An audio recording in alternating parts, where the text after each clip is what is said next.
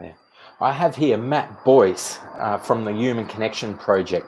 Matt's driven by a deep down passion to work within the community to develop psychological resilience and emotional well-being.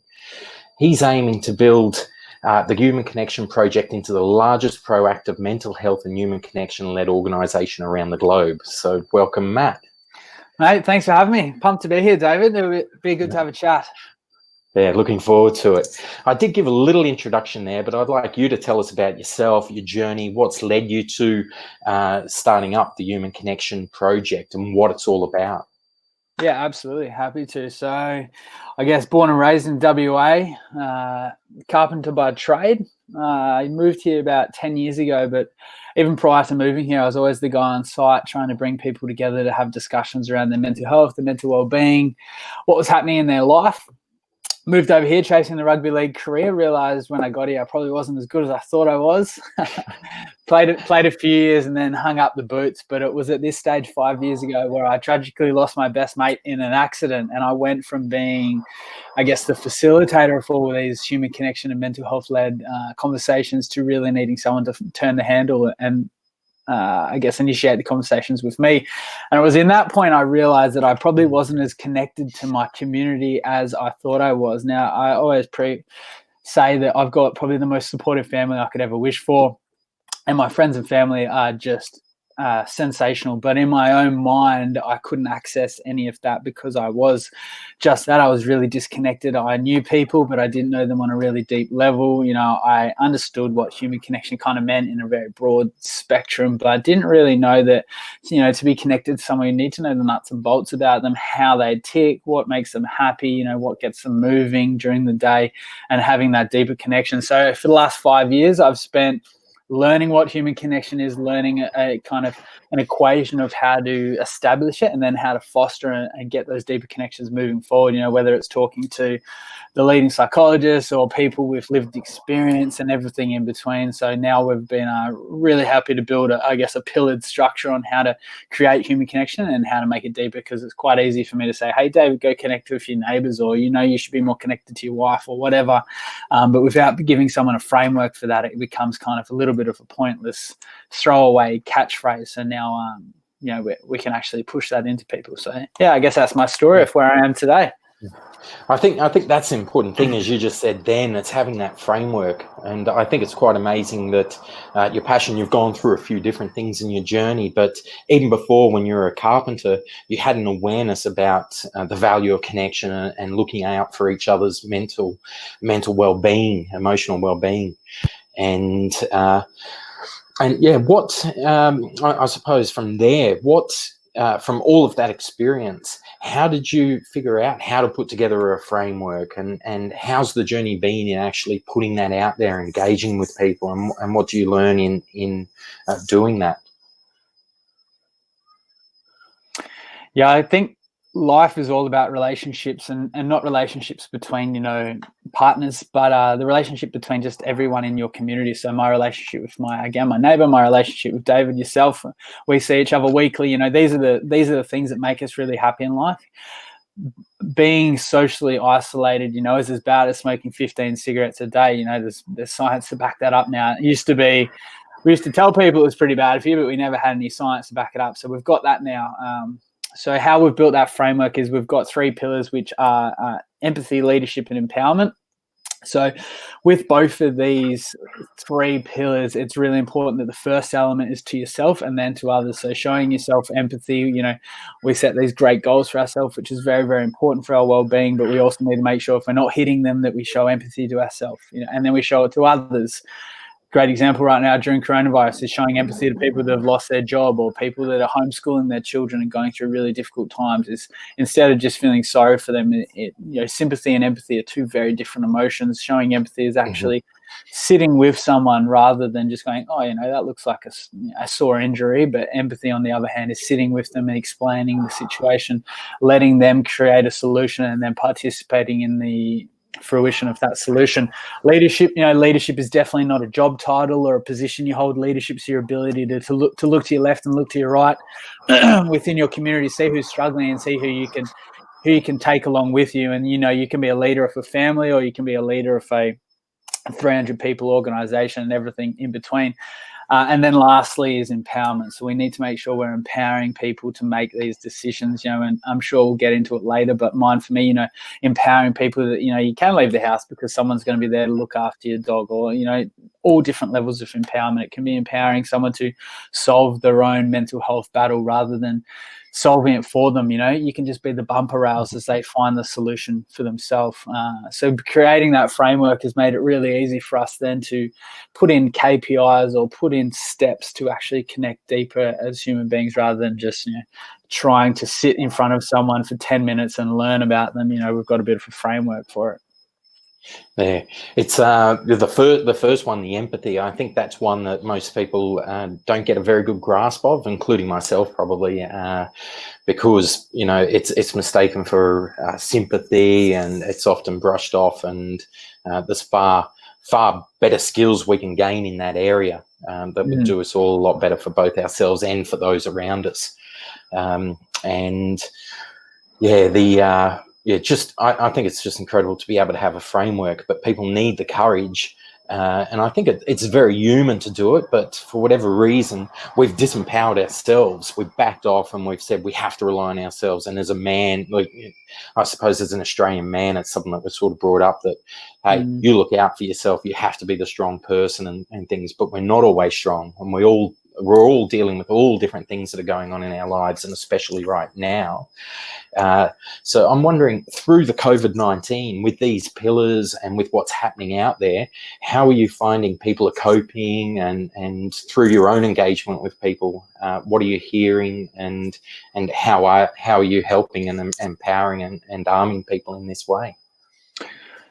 Yeah, look, I guess with coronavirus, what you look for is what you're going to find. If you look for the negative parts of what's happening to society, you're going to find it, and you're going to find it in bucket loads. But if you look for the positivity that's going to come off this, you only have to go to your nearest local park and you see families kicking the footy, or you see mums and dads putting training wheels back on bicycles. Training wheels haven't been sold for 10 years, and all of a sudden they're back in because kids, parents have been busy earning an income, creating a career, and rightfully so. There's nothing wrong with that, but it's been taken away from these opportunities where you can get the kids in the cul-de-sac and teach them to ride a bike, or you can get your son who does ballet, normally goes to the ballet class, and now he's having to learn how to use Zoom to be involved in these classes. So yes, kids are out of school, but they're learning these real life skills. So to say people aren't coping would be 100% factual, but we're finding means and ways to connect deeper on levels,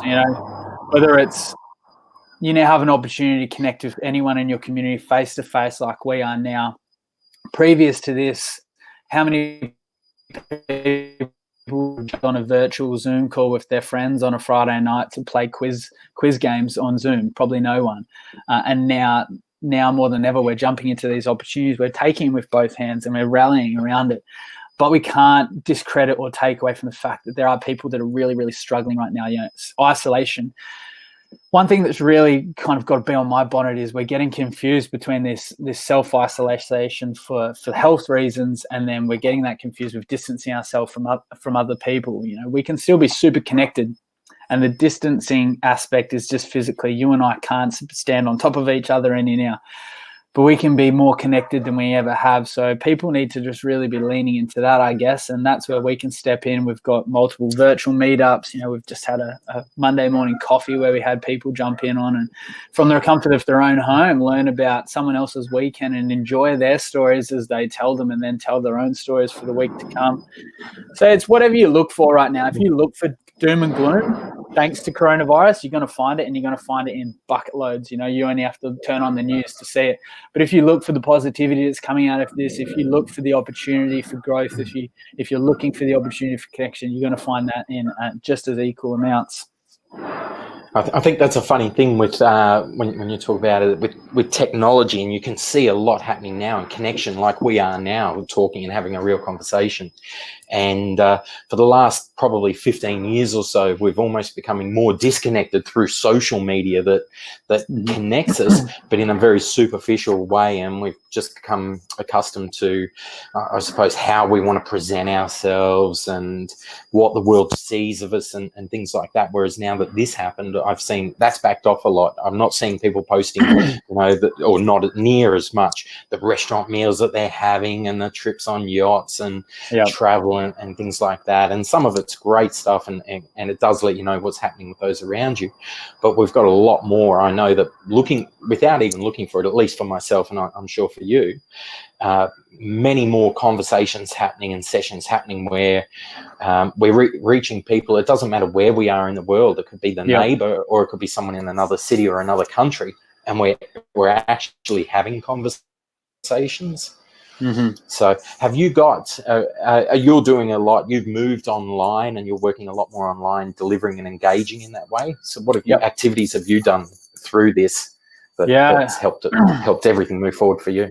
Yeah, well, I guess it's a really good point you raise, isn't it? A lot of people have used social media for their highlight reels throughout the years, and even as simple as having a Zoom meeting with your staff or your employees in a business, it was always what was behind you was always very put together and very pretty, and you had the right setting. And if you're in a Zoom call, you're probably doing it in a nice board meeting, similar to that. But now we're seeing CEOs of like large companies, there's a lady sitting on her Zoom call. She's running a staff of 400, and she's having to deal with her toddler come into the office. And it's just making people more aware that these people are in leadership roles, or even those that aren't in leadership roles are just other human beings. We need to see them for that, not for their position they hold. I guess is a really good point to run off the back of what you're saying. We're not seeing these restaurants. We're actually seeing who people are, and it's really quite exciting to get a view into people's lifestyles and seeing the cats run across the desk when they're trying to have serious conversations. But initiatives, I guess, we've built in off the back of coronavirus, and I don't think anyone's really understanding what the word pivot is. If we look at pivot from an anatomical viewpoint, if David and I are walking down the footpath and we pivot, it means we quite literally change direction and start walking on a different axis. Pivoting right now is not what businesses are doing. Hopefully we're still trying to get to the same position where we're merely stepping aside as we walk past a pothole in the footpath.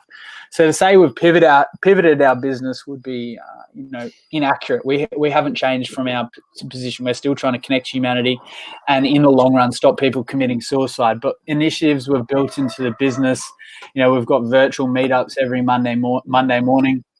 We've got Wednesday lunchtime, so as simple as it would sound, you sit and have your lunch on a Zoom call with a bunch of strangers and learn about them. And then we've got Friday happy hour, so you can sit and enjoy that happy hour and just unwind off a busy week before the weekend. And we've got plenty more, but they're just probably the three off the top of my head that have been really engaging for our community.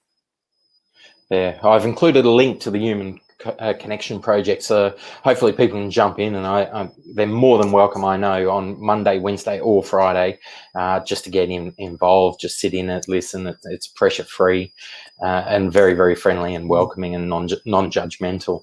So it's I think and my work with Mind for Me, people talk about the pivot, and we haven't pivoted, and we barely even had to take a sidestep. It's just a little bit of people's priorities and the way that they work have changed. Their needs have changed a bit, but around that engagement with neighbours and friends and things, and the work that I do myself in Mind for Me and getting people to do the tasks, how do you see that, whether it's through Mind for Me or things people can just do anyway with their neighbours and people in the community, how do you see that as having an impact in the psychological resilience and emotional well-being, that sort of level of engagement, and what can people do to help? Yeah, well, I mean, we've spoken many times offline how much of a fan I am of what Mind for Me has built. I think right now the element of doing something for someone else without expectation of return for your for your own psyche and for your own emotional well-being is such a powerful element. So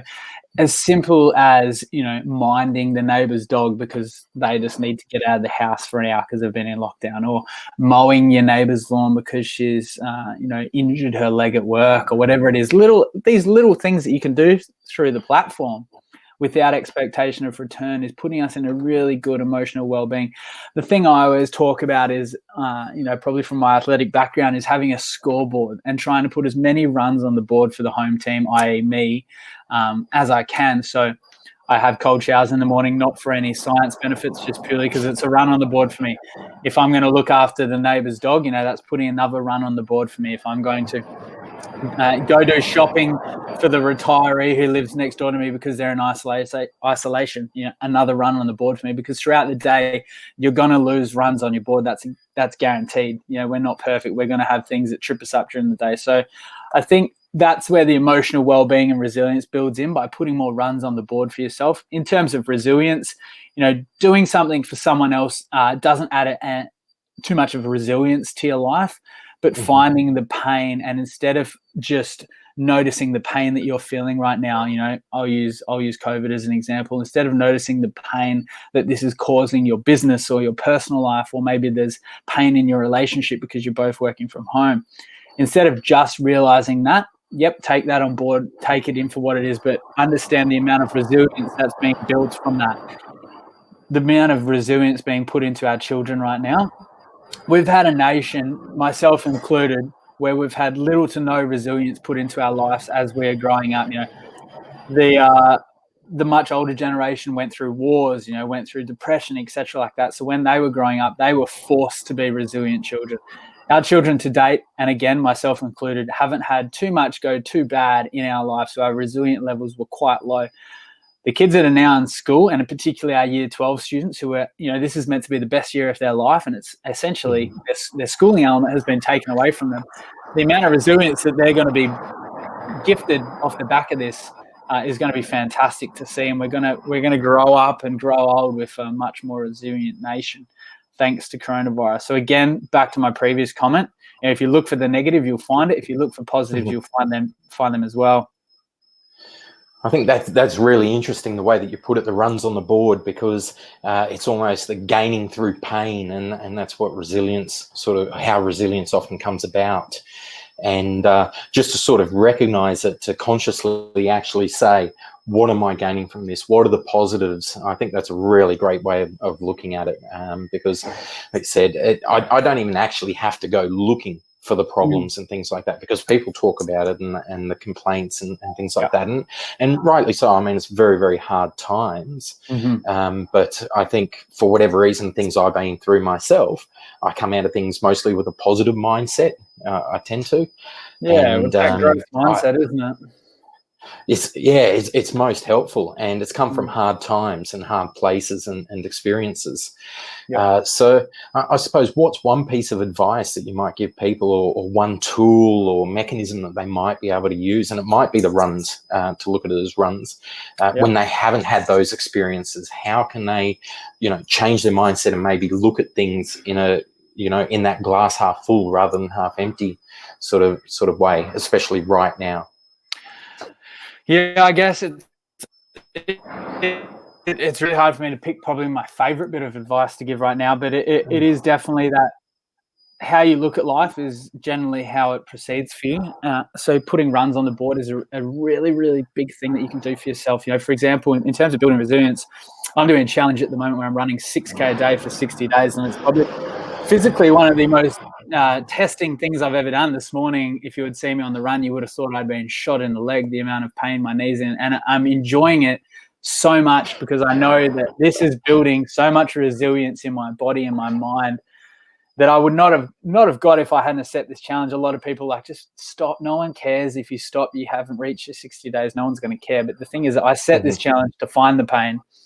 And now that I've started feeling the pain, that's when the challenge really starts.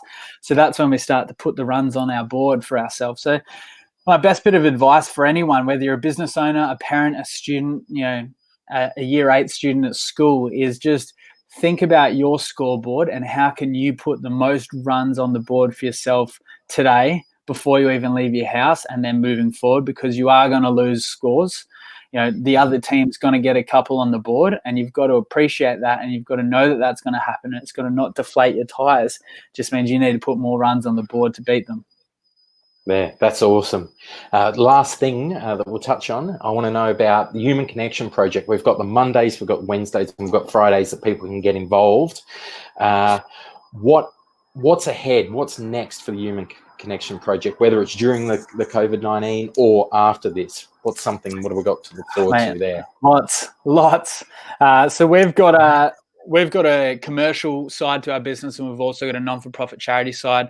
I guess some really exciting news is we're shutting down the commercial side of our business, not because we're struggling, because we want to make more impact through the charitable element of our business, which is exciting. So we're slowly going to transition all our business into the charity side. And then on August 16th, we've actually just started building the global movement, which, I'm an excitable person. This is probably the most excited I've ever been. On the 16th of August, in a 24-hour period across the globe, we're aiming to cover 800,000 kilometers, which is the equivalent number of lives we lose every year to suicide, recorded anyway. We know for a fact that it's much higher, but according to the World Health Organization, we lose 800,000 lives every single year. So in one 24-hour period, we are asking members of the public around the globe to cover their share of kilometers.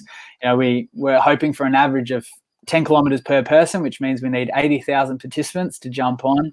And that can be running, it can be rolling. So that's our wheelchairs, scooters, skateboards, rollerblades, bicycles.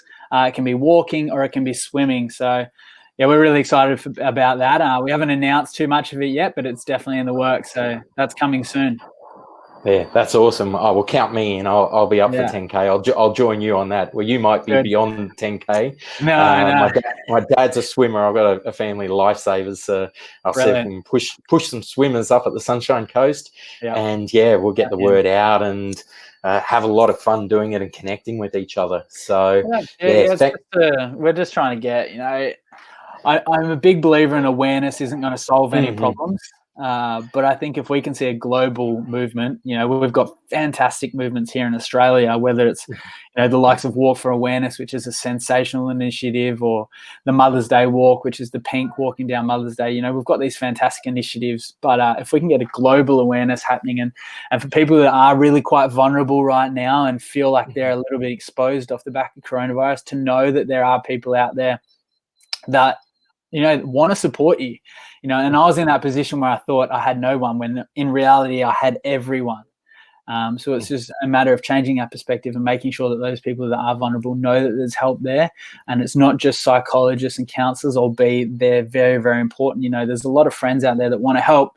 It's just simply, you're a surf lifesaver. You've got to put your hand up and ask for help, which is generally the hardest step to take.